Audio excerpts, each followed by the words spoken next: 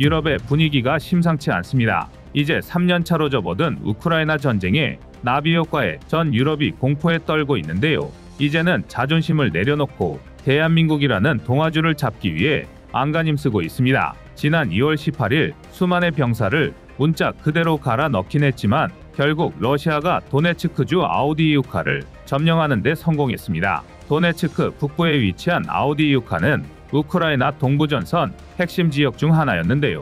그만큼 러시아의 공격이 격렬했지만 우크라이나군은 돈바스 내전부터 무려 10여 년 가까이 아우디이우카를 지켜내왔습니다. 사실상 아우디이우카의 생존이 우크라이나 입장에서는 돈바스 탈환의 마지막 희망이나 마찬가지였던 것입니다. 이런 아우디이우카를 10년 만에 다시 러시아에 빼앗겼으니 우크라이나의 전략적 타격이 이만저만이 아닌데요. 지난 1월까지 단 3개월에 아우디이우카 공방전 동안 러시아군의 중장비 손실이 자그마치 488대에 육박한 데 비해 같은 기간 우크라이나군의 동급 장비 손실률은 37대 남짓에 불과했습니다. 이는 곧 우크라이나군이 구축한 아우디이우카 방어선이 상상 이상으로 강력했다는 증거인데요. 게다가 전투력 격차 역시 우크라이나군이 압도적이었을 것입니다. 그게 아니라면 13배가 넘게 차이 나는 교환비는 도무지 말이 나오지 않는 수치인데요. 보급이 충분히 이루어지고 후방의 생로를 따라 순환 배치만 이어졌다면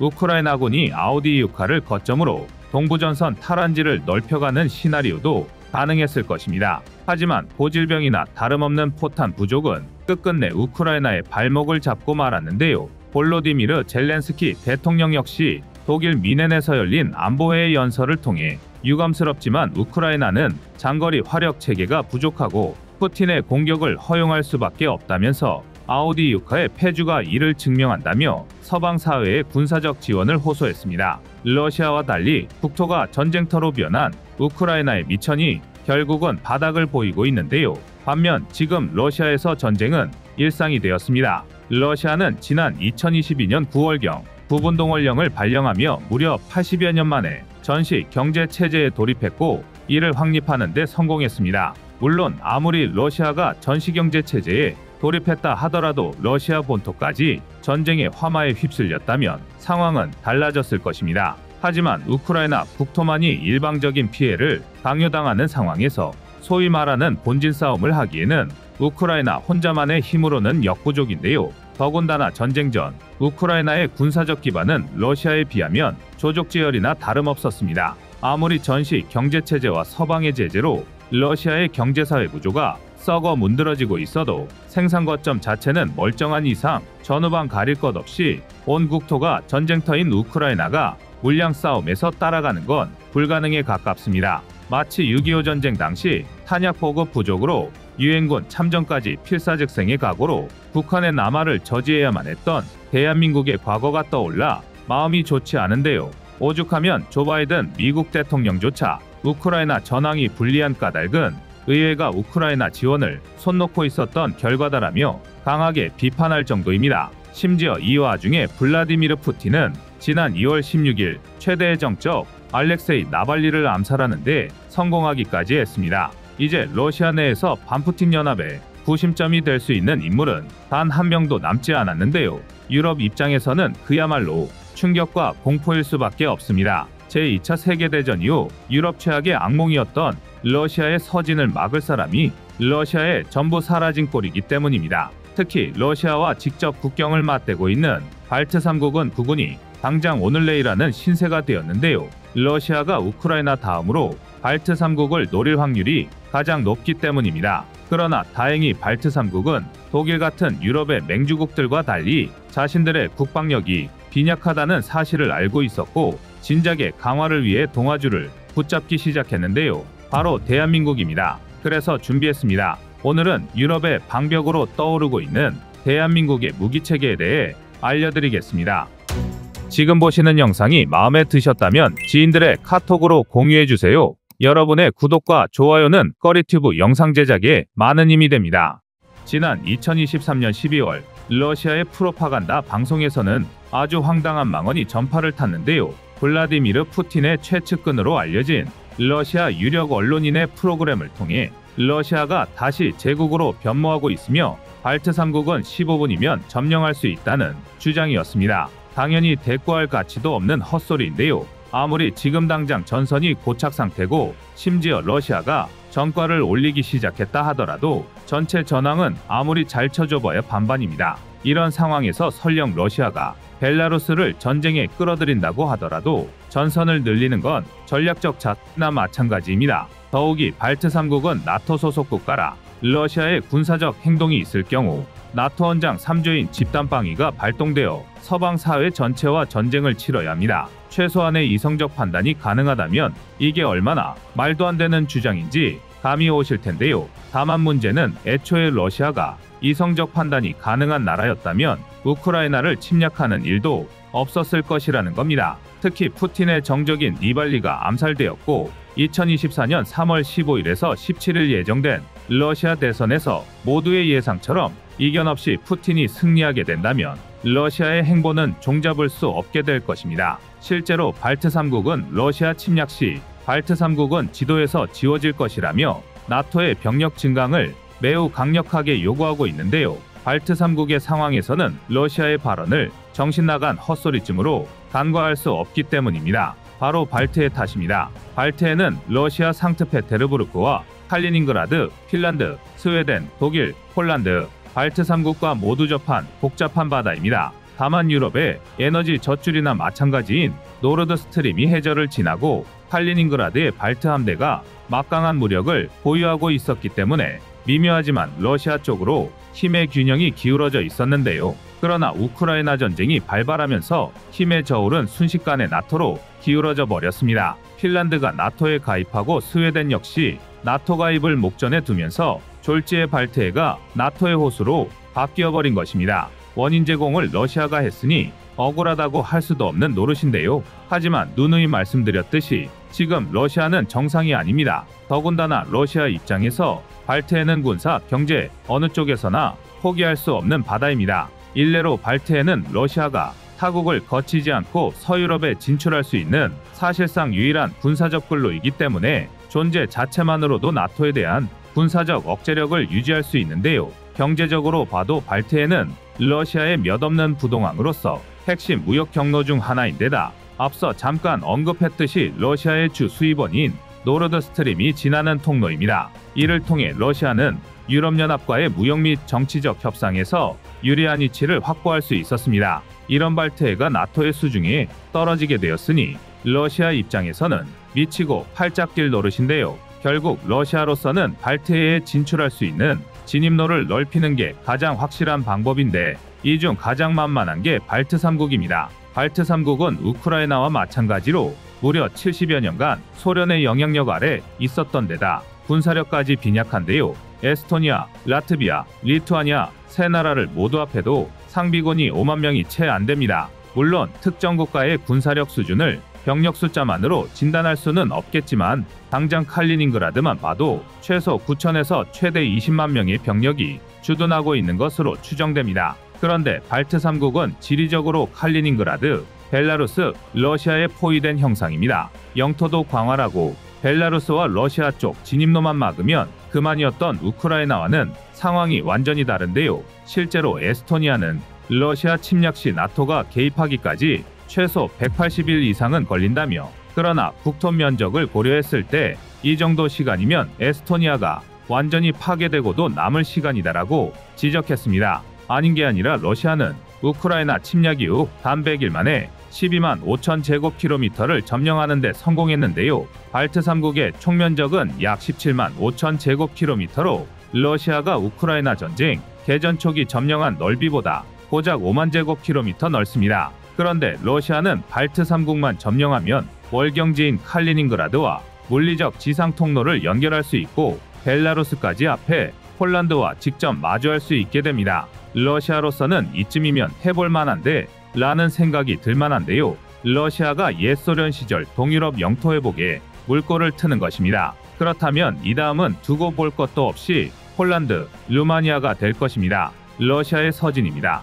이에 발트 3국은 현재 각국에 1000여 명씩 배치된 나토군을 국가별로 2만에서 2만 5천 명까지 확대할 것을 요구하고 있습니다. 뿐만 아니라 지난 1월 19일에는 발트 3국이 연합해 러시아와 벨라루스의 군사적 위협에 맞서기 위한 방어 구조물을 구축한다는 발트의 방어선 협약까지 체결했습니다. 상징적으로가 아니라 실제 물리적으로 발트 3국이 유럽의 마지노선이 되는 모양새인데요. 심지어 발트 3국은 유럽 국가답지 않게 발빠르게 움직이며 직접적인 중무장까지 돌입했습니다. 더 이상 나토의 무거운 엉덩이만 믿고 있기에는 시간이 부족하다는 걸 다른 누구보다 잘 알고 있기 때문인데요. 우크라이나 전쟁으로도 증명이 되었지만 동맹국이 얼마나 강력하든 결국 자국의 군사력이 뒷받침되지 않으면 전쟁의 주도권을 잡을 수 없습니다. 그리고 바로 이를 위해 발트 3국은 대한민국에 접촉하고 있습니다. 대표적으로 에스토니아는 국방비를 42%나 증액하는 한편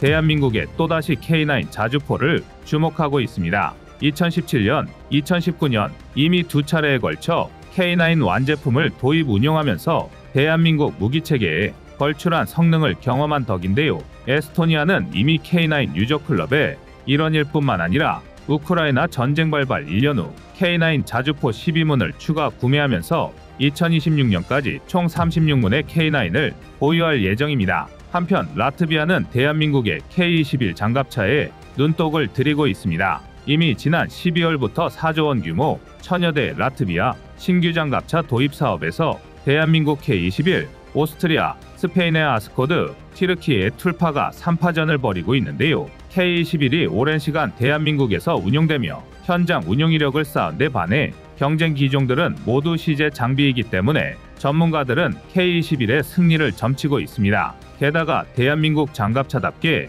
40mm 주포를 탑재하고 현군과 청검을 모두 운용할 수 있는 K21의 화력도 한몫하는데요. 라트비아는 전차가 없기 때문에 선택지 중 가장 고화력인 K21에 마음이 기울 수밖에 없습니다. 끝으로 리투아니아는 개중에 가장 강력한 군대를 보유하고 있는데요.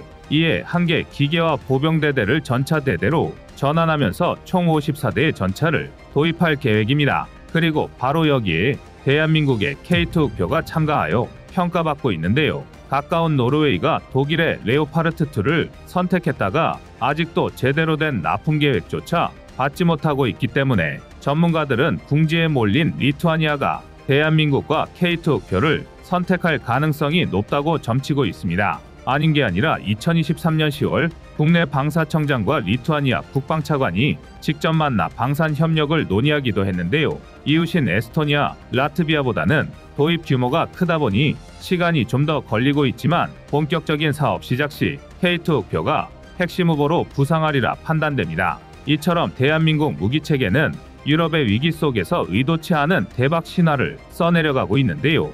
마냥 기뻐할 수만은 없는 일입니다. 무엇보다 무기가 가장 가치 있을 때는 사용되지 않을 때입니다. 다만 현실이 이를 허락하지 않을 뿐인데요. 부디 대한민국의 방위무기가 유럽의 평화를 지킬 수 있는 방벽이 되길 바랍니다.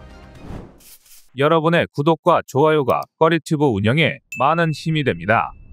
2022년 2월 24일 러시아군의 T-72 B3 전차가 마침내 국경을 넘자 거의 모든 전문가가 우크라이나가 딱 3일을 버틸 수 있을 것이라 예상했습니다. 러시아군 본대가 키이우까지 진격하는데 하루, 우크라이나군이 농성을 벌이는데 하루, 볼로디미르 젤렌스키 대통령이 피랍되고 러시아군이 우크라이나 함락을 선언하기까지 또 하루가 걸릴 것이라고 예상한 것입니다. 숫자로만 봤을 때 우크라이나의 전력은 러시아의 상대가 되지 않았기 때문인데요. 그러나 우리 모두가 증인이듯 우크라이나의 분전은 상상 이상이었고 전쟁은 2년차를 눈앞에 두고 있습니다. 그 누구도 예상할 수 없을 만큼 길어진 전쟁은 이제 휴전의 기미까지 보이고 있는데요. 소기의 목표를 달성하는 데 실패한 러시아는 우크라이나 동부를 얻었지만 동시에 모든 걸 잃었습니다. 러시아는 나토의 동진을 막는다는 명목으로 우크라이나를 침략했지만 정작 나토의 확장을 가속했을 뿐입니다. 특히 스웨덴과 핀란드가 중립국지위를 포기하고 나토에 가입한 건 러시아 입장에서 최악의 결과입니다. 혹 때려다 혹 붙인 셈이죠. 이쯤이면 푸틴과 젤렌스키 중 누가 진짜 정치 초보인지 알다가도 모를 지경인데요. 이 중에서도 핀란드와 러시아는 무려 1340km에 달하는 국경을 마주하고 있습니다.